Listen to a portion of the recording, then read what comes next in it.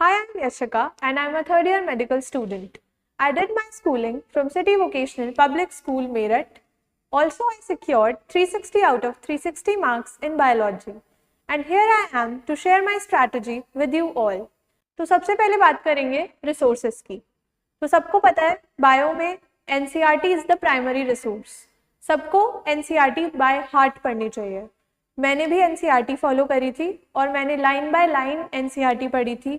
हर chapter को मैंने multiple times पढ़ा था और मैंने केवल एक ही बुक पढ़ी थी एनसीईआरटी।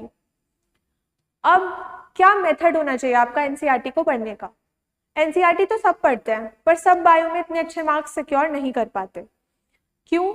क्योंकि वो बायो में एनसीईआरटी तो पढ़ते हैं लेकिन उनकी कुछ कमियां रह जाती हैं एनसीईआरटी पढ़ते हुए। तो आपको एनसीईआरटी किस तरीके से पढ़नी है? आपको जो टेक्स्ट है वो तो सारा अच्छे से पढ़ना ही है, जो चैप्टर के अंदर का टेक्स्ट है। आपको चैप्टर के पीछे की समरी, चैप्टर के बैक टेक्स्ट जो बुक के सबसे लास्ट में दिया हुआ होता है, जितने भी डायग्राम्स है सारे डायग्राम्स, उनकी लेबलिंग, डायग्राम्स के नीचे का टेक्स्ट, सब कुछ, एक एक वर्ड एनसीईआरटी का एकदम आपको छपा हुआ होना चाहिए दिमाग में। आपके एकदम आपको इतना भी ध्यान होना चाहिए कि कौन से पेज नंबर पे कौन सी इमेज है, कौन सा टेक्स्ट है, क्या कहाँ लिखा है। इतनी बार आपको एनसीईआरटी पढ़नी है कि आपको सब कुछ याद हो जाना चाहिए एकदम अच्छी तरीके से।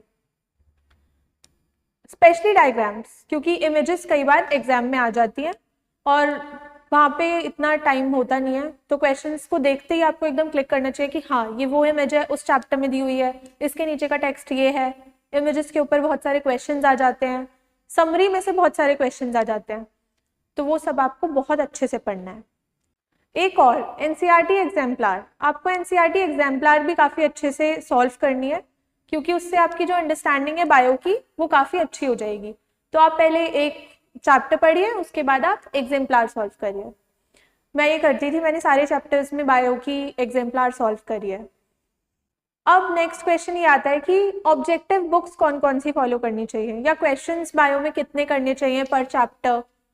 तो ऑब्जेक्टिव बुक्स आप रेफर कर सकते हो doctor Ali, NCERT on my finger tips, ये मैं सॉल्व करती थी।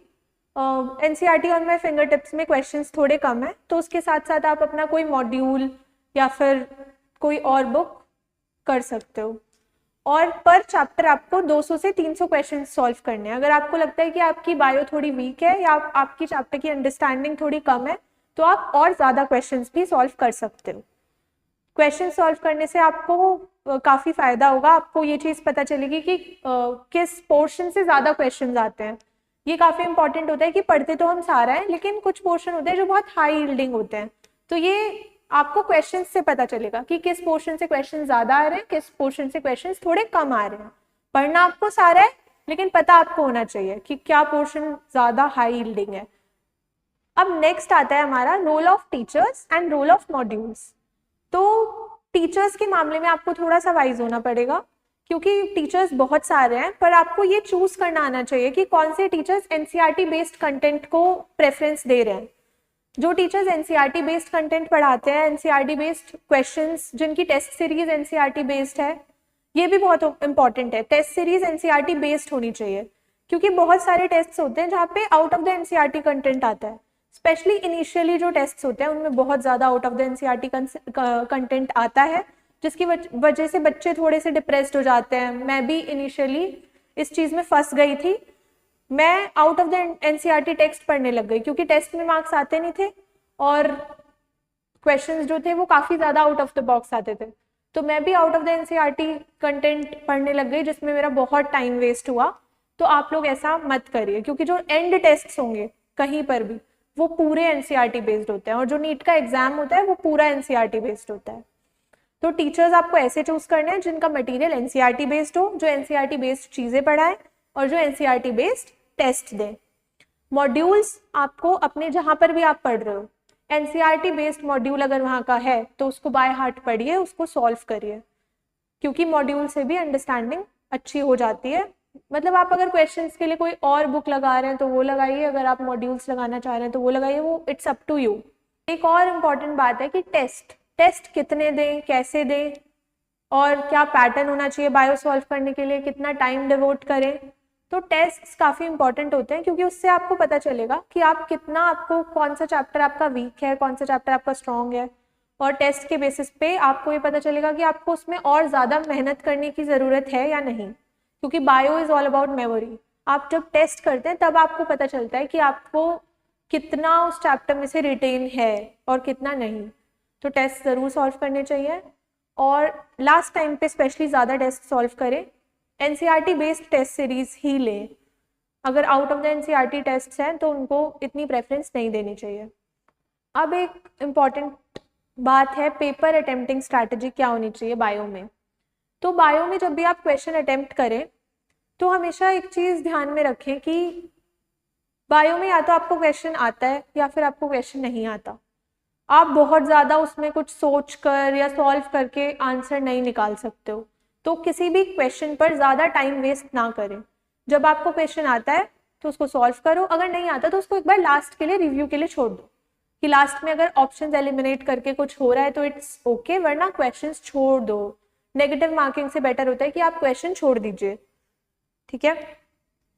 और कि सीक्वेंस क्या होना चाहिए, तो सीक्वेंस तो सबका अपना अपना होता है। मैं हमेशा पहले बायो करती थी क्योंकि बायो कम टाइम में यूजुअली हो जाती है, और कभी भी अपने माइंड में ये सेट नहीं करना चाहिए कि मैं 30 मिनट्स में बायो कर लूंगी या मैं 40 मिनट्स में बायो कर लूंगा, क्योंकि इससे कई बार पेपर गड़बड़ा जाता है। क्योंकि वो जब आप वहाँ बैठोगे, जो पेपर आएगा उसके बेसिस पे ही वो टाइम डिवीजन होगा, वो वहीं पे आपको करना है।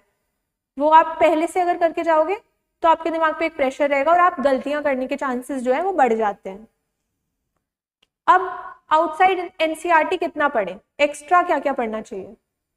तो एनसीईआरटी के बाहर तो वैसे क्वेश्चंस काफ़ी कम आते हैं। जब मैंने एग्जाम दिया था तब तो ऑलमोस्ट क्वेश्चंस एनसीईआरटी से थे, मतलब maximum questions were from NCERT only. तो और अगर आप लास्ट ईयर के भी पेपर देखें, मतलब लास्ट कुछ 6-7 ईयर्स के पेपर देखें, तो मैक्सिमम क्वेश्चंस एनसीईआरटी से आ रहे हैं। 96-95% क्वेश्चंस एनसीईआरटी से ही आते हैं। तो आउट ऑफ द एनसीईआरटी पढ़ने की बहुत ज़्यादा ज़रूरत नहीं है। कितना पढ़ना है, क्योंकि कई बार क्वेश्चन आ जाता है तो बहुत आउट ऑफ द बॉक्स तो क्वेश्चन आएगा नहीं। क्वेश्चन जो आएगा वो एनसीईआरटी से रिलेटेड ही आएगा।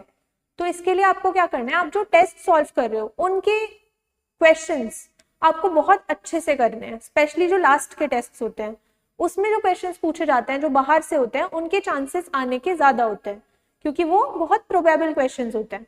तो आपको लास्ट के जो टेस्ट हैं उनके क्वेश्चंस अच्छे से करने हैं, और जो आपने क्वेश्चन बैंक या जो भी बुक आपने सॉल्व करी है उसमें जो क्वेश्चंस हैं उसको अच्छे से समझिए, उसको पढ़िए, उसका टेक्स्ट पढ़िए, जो क्वेश्चन के पीछे टेक्स्ट दिया हुआ होता है।